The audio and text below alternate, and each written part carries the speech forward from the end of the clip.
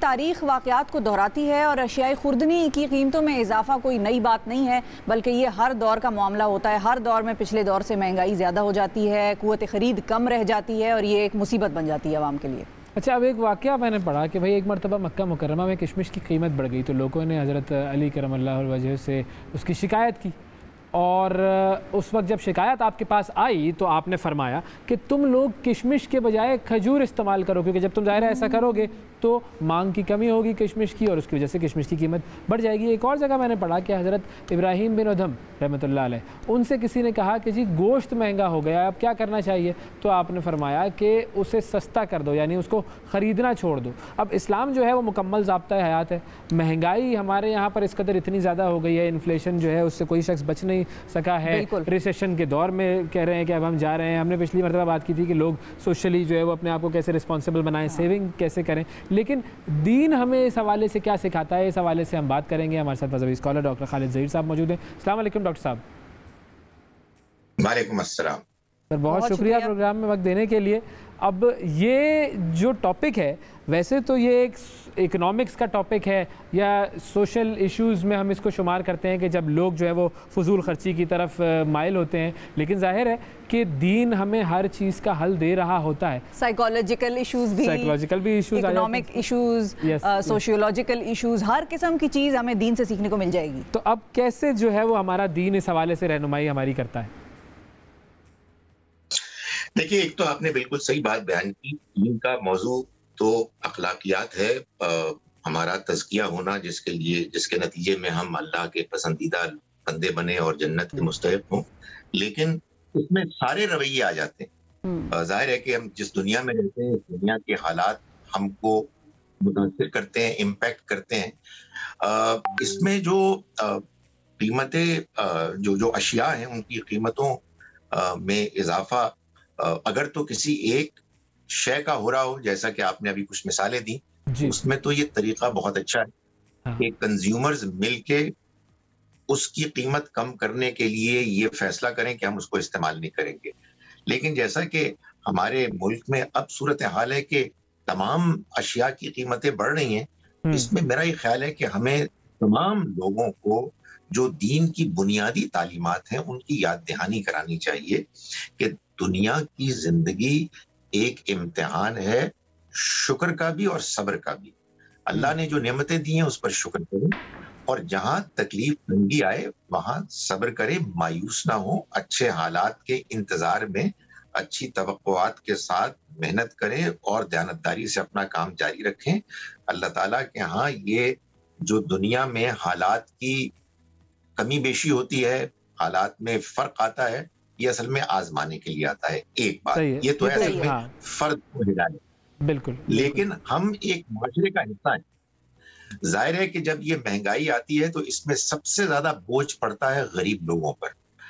جو لوگ ذرا آتے پیتے ہیں، ظاہر ہے ان کو بھی ان کی قوت خرید میں کمی آتی ہے، وہ بھی محسوس کرتے ہیں کہ تنگی ہو رہی، لیکن انہیں یہ محسوس کرنا چاہیے کہ ان کے آس پاس پڑوس میں، ان کے رشتہ داروں میں، ہمسایوں میں، وہ لوگ کے جو قریب ہیں ان کو کتنی تکلیف ہو رہی ہوگی۔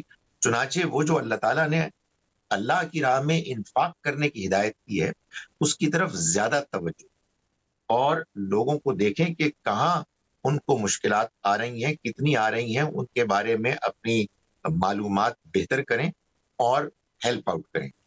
تیسری چیز یہ ہے کہ ظاہر ہے کہ یہ جو تنگیاں ہوتی ہیں جب یہ پورے معاشرے پر آ جاتی ہیں تو اس میں یہ بھی فکر کرنی چاہیے کہ آخر ہم سے دینی اخلاقی طور پر کہاں کوتاہیاں ہو رہی ہیں کہ اللہ تعالیٰ ہم سے ناراض ہو رہے ہیں اور حالات یہاں تک پہنچ گئے ہیں۔ دیکھیے، اگر قوم دیانتدار ہے، قوم اگر محنت کرتی ہے اور وہ معاشی جو بھی ان کی صورتحال ہے اس کو بہتر بنانے کے لیے لوگ اپنا اپنا رول ادا کر رہے ہیں، تو پھر یہ اللہ کا وعدہ ہے کم سے کم مسلمانوں کو، وہ لوگ کے جو اولاد ابراہیم کی طرف سے ملے ہوئے پیغام کو فالو کرتے ہیں، اللہ تعالیٰ کا یہ وعدہ ہے کہ وہ ان کو اس دنیا میں بھی فراوانی دیں گے۔ اللہ تعالیٰ نے قرآن مجید میں جی آپ کنٹینیو کیجئے، پھر میں آتا ہوں سوال کی طرف۔ ایک سے زیادہ جگہ فرمایا ہے اہل کتاب کو خطاب کرتے ہوئے جب نبی صلی اللہ علیہ وسلم کا پیغام آیا اور وہ اس کا انکار کر رہے تھے تو اللہ تعالیٰ نے فرمایا کہ وَلَوْ أَنَّهُمْ أَقَامُوا التَّوْرَاةَ وَالْإِنْجِيلَ وَمَا أُنزِلَ إِلَيْهِمْ مِنْ رَبِّهِمْ، اگر یہ لوگ تورات، انجیل اور وہ جو اللہ کی طرف سے ان کے رب کی طرف سے ان کے لیے پیغام نازل ہوا اس پر عمل کرتے، لَأَكَلُوا مِنْ فَوْقِهِمْ وَمِنْ تَحْتِ أَرْجُلِهِمْ، تو وہ اپنے سروں کے اوپر سے بھی اور پیروں کے نیچے سے بھی کھاتے. یعنی یہ اصل میں فراوانی کی تعبیر ہے. آپ اللہ کے پیغام کے ساتھ، اخلاقیات کے ساتھ مخلص ہوں گے تو اللہ تعالیٰ آپ کی مدد کرے گا. تو اس تنگی کو اس پہلو سے بھی دیکھنا چاہیے. اور ظاہر ہے کہ ایک پہلو وہ بھی ہے کہ جو حکمرانوں کے لیے ہے کہ انہیں زیادہ سے زیادہ ذمہ داری کا ثبوت دینا چاہیے اور لوگوں کو زیادہ سے زیادہ ریلیف دینی چاہیے، اس لیے کہ بہرحال وہ ہیں کہ جو انتظام کو چلا رہے ہیں، نظام کو چلا رہے ہیں، انہیں چاہیے کہ وہ دیکھیں کہ غریب طبقے کو پوری سپورٹ ملے. صحیح ہے. اچھا، اب یہ گفتگو جو ہے نا یہ اب کھل گئی ہے میرے سامنے. میں نے 3-4 پوائنٹس اب اس دوران نوٹ کر لیے.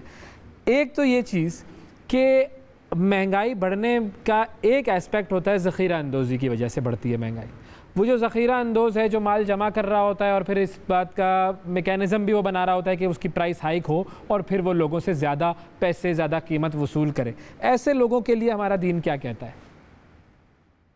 دیکھیں، شدید مذمت ہے. یعنی وہ ہمارے ہاں جو عام طور پر احادیث کوٹ کی جاتی ہیں 40 دن کی ذخیرہ اندوزی کے بارے میں اور ان کے بارے میں سخت وعیدیں سنائی گئی ہیں. میں گزارش کروں گی 40 دنوں کا بیان اصل میں ایک خاص پہلو سے ایک آپ سمجھیے کہ مثال بیان کی گئی ہے، ورنہ حقیقت واقعہ یہ ہے کہ ایک روز بھی اگر کوئی شخص اپنے مال کو اس انوینٹری کو کہ جو لوگوں کے لیے ضروری ہے جن کا استعمال اس مقصد کے لیے روکتا ہے کہ اس کی قیمت بڑھ رہی ہے اور اس سے اس کو فائدہ حاصل ہو رہا ہے، تو اللہ تعالیٰ کے ہاں سخت مردود ہے.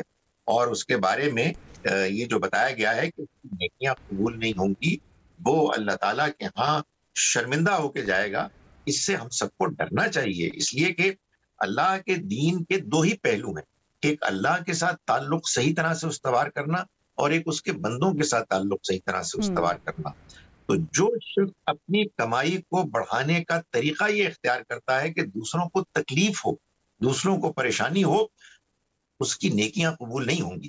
اس وجہ سے میرا یہ خیال ہے کہ ہمارے یہاں اس کو بار بار بتانا چاہیے. اور مجھے پریشانی ہوتی ہے جب میں یہ دیکھتا ہوں کہ اگر یہ اطلاع آ گئی ہے کہ اگلے دن سے پیٹرول کی قیمت بڑھ جائے گی تو ہمارے ہاں پیٹرول پمپس پر لائنیں لگی ہوئی ہوتی ہیں. میرے ذہن میں ہمیشہ یہ سوال پیدا ہوتا ہے کہ بھائی پیٹرول پمپ والوں کو یہ تو معلوم ہوگا کہ انہوں نے سستا پیٹرول کتنا لیا ہے، اس کو تو اگلا دن بھی آ گیا ہے وہ بیچنے میں اسی قیمت کو وصول کریں. لیکن بدقسمتی سے ہمارے ہاں لوگوں کی اتنی لالچ ہے کہ وہ اس بات کو محسوس نہیں کرتے. اچھا، کیونکہ آپ اس پوائنٹ پہ آ گئے ڈاکٹر صاحب، تو ناجائز منافع خوروں کے حوالے سے بھی کچھ کہا گیا ہے کہ مطلب ایک منافع ہے جو ٹھیک ہے، ایک دکاندار بیچ رہا ہے، اس کی بجلی لگ رہی ہے، گیس پانی لگ رہا ہے، تو کرایہ دے رہا ہے وہ دکان کا، تو وہ تو اس کا ایک جائز منافع ہے. ایک ہے ناجائز منافع، اس کے حوالے سے بھی کچھ بتایا گیا ہے ہمارے دین میں؟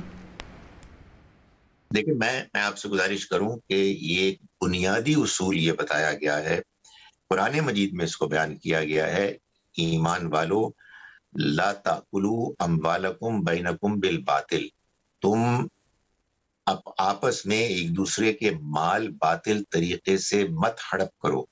جو شخص حرام کھاتا ہے، حرام خوری کرتا ہے، میں گزارش کر رہا ہوں اس کی نیکیاں قبول نہیں ہوں گی، وہ خواہ کتنی نمازیں پڑھے، کتنے حج کرے.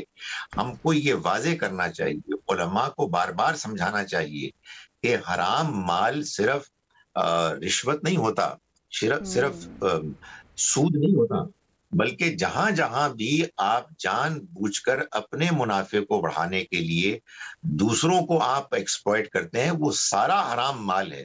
حرام مال اگر آپ کے مال میں شامل ہو گیا تو وہ سارا مال حرام ہو جاتا ہے. اس کی سینسٹیوٹی ہمیں واضح کرنی چاہیے معاشرے میں، جو بدقسمتی سے ابھی نہیں ہو رہی. اور میں ایک اور بات بھی عرض کر دوں، ہمارے ہاں یہ جو ایک فلسفہ ہے نا کہ بھائی ہم ایک طرف نیکیاں کر رہے ہیں اور دوسری طرف بدیاں کر رہے ہیں، تو نیکیاں بدیوں پر قیامت کے روز بھاری ہو جائیں گی، تو ہماری نمازیں حج وغیرہ ہمارے کام آئیں گی۔ گزارش یہ ہے کہ جو بات بتانے کی ہے وہ یہ ہے کہ نیکیوں کو حرام خوری برباد کر دیتی ہے، نیکی کا وزن ہی نہیں رہتا۔ اس لیے اللہ سے ڈرنا چاہیے، اور اس کرائسس کے زمانے میں ہمیں اس بات کا لحاظ رکھنا ہے کہ ہم جہاں اپنا خیال رکھ رہے ہیں وہاں ہم دوسروں کا بھی خیال رکھیں، ورنہ سچی بات یہ ہے کہ ہمارے اعمال ضائع جائیں گے۔ اور یہ قرآن مجید کی یہ بات جان لیں کہ جب آپ دوسروں کا خیال رکھتے ہیں اصل میں آپ اپنا خیال رکھتے ہیں، اس لیے کہ جب آپ دوسروں پر ظلم کرتے ہیں، قرآن یہ کہتا ہے آپ اپنے اوپر ظلم کر رہے ہیں، تو اپنے اوپر ظلم نہ کرو بھائیوں بہنوں۔ بالکل۔ اچھا، اپنے اوپر ظلم کی میں آپ کو مثالیں دیتا ہوں دو نا، کہ ایک تو ہم بہت مرتبہ ایسا کر رہے ہوتے ہیں کہ اسراف کی طرف چلے جاتے ہیں، فضول خرچیاں بھی تو ہماری ختم خرچی انتہا کی حد تک۔ اب یہ ہم انڈیویجول، دکان والے نے تو چلو اگر وہ کر لی ذخیرہ اندوزی تو یہ اس کا فعل ہے، اب ہم جو کر رہے ہوتے ہیں اس پر بھی آ جائیں کہ ہم فضول خرچی اول تو کر رہے ہوتے ہیں۔ دوسری چیز یہ کہ بہت ساری ایسی چیزیں جن کو میں غیر ضروری سمجھتا ہوں، مثال کے طور پر وہ بہت سارے لوگ اس سے شاید اتفاق نہ کریں کہ بھائی مثال کے طور پر اگر مجھے چینی نہیں ملے گی تو میں نہیں مر جاؤں گا بھائی، یا کون سی ایسی قیامت آ جائے گی کہ اگر میں نے کچھ عرصے کے لیے چینی خریدنا چھوڑ دی، کیا اگر وہ میرے گھر میں نہیں ہوگی تو کون سی اس کے اندر قباحت ہو جائے گی؟ مجھے آج تک یہ سمجھ میں نہیں آیا، یہ ہم دونوں رویے کیوں نہیں چھوڑ سکتے؟ یہ بات آپ کی بالکل صحیح ہے۔ جہاں جہاں ہم یہ محسوس کریں کہ کوئی شے بہت زیادہ مہنگی ہو گئی ہے تو ہمیں اس کو اوائڈ کرنا چاہیے، اور ہمیں اپنے اوپر کچھ تھوڑا بہت جبر کرنا چاہیے، اس لیے کہ انسان کو اللہ نے بڑی صلاحیت دی ہے کہ وہ برداشت کا مادہ رکھتا ہے، اور ہمیں رمضان کے مہینے میں روزے رکھنے کی جو تربیت دی گئی ہے اس کے بعد مسلمان کو تو اس معاملے میں بہت قوی ہونا چاہیے۔ لیکن میں آپ سے دو گزارشات اور کرنا چاہتا ہوں، یہ جو آپ نے موضوع چھیڑا ہے۔ دیکھیں، ایک بات یہ ہے کہ یہ جو فضول خرچی ہے اس کو کیوں کنڈیم کیا گیا ہے؟ قرآن مجید میں سورہ بنی اسرائیل میں اللہ تعالیٰ نے فرمایا وَلَا تُبَذِّرْ تَبْذِيرًا، اور تللے تللے میں مال مت اڑاؤ، فضول خرچی مت کرو، اس لیے کہ فضول خرچی کرنے والے شیطان کے بھائی ہیں، اور شیطان اپنے رب کا ناشکرا ہے۔ اس بیان سے متصلاً قبل، اس سے پہلے اللہ تعالیٰ مسلمانوں سے یہ کہہ رہے ہیں کہ تم اپنے غریب رشتہ داروں اور دوسروں پر خرچ کرو، یہ ان کا حق ہے۔ ظاہر ہے کہ اگر آپ کے مال میں اللہ تعالیٰ نے اپنی حکمت کے مطابق، اور حکمت کیا ہے؟ آزمائش کی حکمت، امتحان کے لیے آپ کو زیادہ دیا ہے، دوسروں کو کم دیا ہے، تاکہ آپ کے ذریعے سے دوسروں کو وہ مال پہنچے اور آپ کے شکر کا اور ان کے صبر کا امتحان ہو، اور بجائے اس کے کہ وہ مال جو آپ اپنی ضرورت پر خرچ کرتے ہیں، جو آپ کا حق ہے، اپنے گھر والوں کی ضرورتوں پہ خرچ کرتے ہیں، آپ کا حق ہے، اس کے علاوہ جو مال اللہ نے رکھا ہے آپ کے پاس، آپ اگر ان کو فضول خرچیوں میں ضائع کرتے ہیں تو آپ گھر میں غریب کا حق مار رہے ہیں اور آپ شیطان کے بھائی بن رہے ہیں۔ ایک بات۔ دوسری بات یہ جو آپ نے کی نا چینی والی، تو میں آپ کی بات سے اتفاق کرتا ہوں کہ اس میں بھی ہمیں ڈسپلن ہونا چاہیے، مگر ایک اور نہایت کنڈیمنیبل چیز جو اللہ تعالیٰ نے اپنے دین میں قرآن مجید میں بیان کی ہے، اور نبی اکرم صلی اللہ علیہ وسلم نے اس کو اپنے ارشادات میں اپنے عمل سے واضح فرمایا، وہ یہ ہے کہ کوئی استعمال کی چیز، کپڑا ہو، سواری ہو، اگر تکبر اس میں جھلکتا ہے، اس میں انسان اپنے آپ کو دوسروں سے برتر اور سپیریئر ثابت کرنے کے لیے، دکھانے کے لیے کر رہا ہے، تو یہ بدترین جرم ہے۔ تکبر کرنے والا، نبی صلی اللہ علیہ وسلم نے فرمایا اگر رتی برابر بھی کسی کے دل میں تکبر ہوگا وہ جنت میں نہیں جا سکے گا۔ اور آپ نے واضح فرمایا کہ تکبر اصل میں دو چیزوں کا نام ہے، دوسرے انسانوں کو اپنے سے کمتر سمجھنا، اور حق اور سچائی کے آگے اکڑ جانا، کھڑے ہو جانا۔ تو ہمیں تکبر سے بھی بچنا ہے۔ اچھا، ایک چیز جس کی طرف میں فائنلی آنا چاہوں گا وہ ہے ہمارا اکنامک سسٹم۔ ہم اسلامک اکنامک سسٹم کو بھولے ہوئے ہیں۔ ہمارے پاس جو مثالیں اس وقت جو دنیا میں رائج ہیں وہ کیا ہے؟ کیپٹلسٹک اکنامک معاملہ، کہ جس کے اندر لوگوں کو راغب کیا جاتا ہے کہ آپ اپنا مال جو ہے وہ جمع کریں، سیو کریں۔ اور ہمیں قرآن میں پہلی آیت میں یہ بتا دیا گیا ہے کہ سورہ بقرہ کی پہلی آیت میں یہ بتا دیا گیا ہے کہ وہ لوگ ہدایت حاصل کرتے ہیں قرآن سے کہ جو اپنے رب کے دیے ہوئے مال میں سے خرچ کرتے ہیں۔ تو یہ ہم خرچ سے دور سیونگ کی طرف جائیں گے تو مال जमा होता है। हाँ, दूसरी चीज़ एक और चीज़ है कि हमारा मुल्क जो है वो दीन इस्लाम के नाम पे बना है, शरीयत का कानून यहाँ पर नाफिज है और उसी के हवाले से उसी के साथ उसी की बुनियाद पर लेजिस्लेशन होती है, कानून बनता है और निज़ाम हमारा सारा सूदी है, सारा निज़ाम सूद पर चल रहा है। तो इन मामलात की तरफ भी तो हमें तवज्जो देनी चाहिए ना, ताकि जो ब्रॉडर इकोनॉमिक इशूज़ हैं वो सॉल्व हो सके। जो अहम तरीन बात इज्तिमाई जो हमारे मामलात हैं, ख़ास तौर पर मुआशियात के नुक्ता नज़र से, उसमें यह है कि हमारे दीन का ये मिजाज है, कुरान मजीद ने इसको बाकायदा बयान किया है कि दौलत की गर्दिश अमीरों से गरीबों की तरफ होनी चाहिए, ना कि उलट। बैंकिंग के निज़ाम में क्या होता है, मैं पैसे जमा कराता हूँ, आप पैसे जमा कराते हैं और बहुत से लोग यकीनन अमीर भी कराते हैं, मुतवस्सत तबके के लोग भी कराते हैं और गरीब भी कराते हैं। लेकिन इस वक्त बैंकिंग का निज़ाम ऐसा है, और मैं गुजारिश करूं इसमें चाहे कन्वेंशनल बैंकिंग हो या इस्लामिक बैंकिंग, सभी इस मामले में अभी कमजोरी दिखा रहे हैं कि ज्यादा सरमाया वो अमीरों की तरफ जाता है और बहुत कम है कि जो गरीबों की तरफ जाता है। इसकी तरफ हमें बहुत तवज्जो कर, तो जहां हम सूद की हुर्मत को हम इम्प्लीमेंट करना चाहते हैं और यकीनन करना चाहिए, अल्लाह का हुक्म है, वहीं हमें यह भी देखना चाहिए कि ये अल्लाह का हुक्म क्यों है। अल्लाह ताला ने कुरान मजीद में फरमाया, ला तज़लिमूना वला तुज़लमून, ना तुम जुल्म करोगे और ना तुम पे जुल्म किया जाएगा।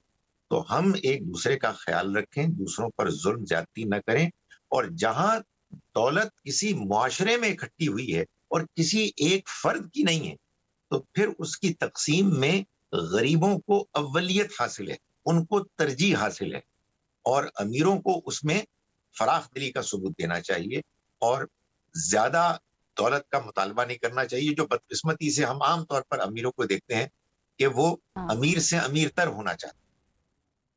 बिल्कुल भी ऐसा ही, बिल्कुल ऐसा ही, इसी रवैये को हमने ख़त्म करना है। बहुत शुक्रिया अदा करेंगे, डॉक्टर खालिद ज़हीर साहब हमारे साथ मौजूद थे और ये बात हो रही थी कि कैसे आज के दौर में हम अपनी इज्तिमाई और इनफरादी मईशत दोनों को बेहतर बना सकते हैं।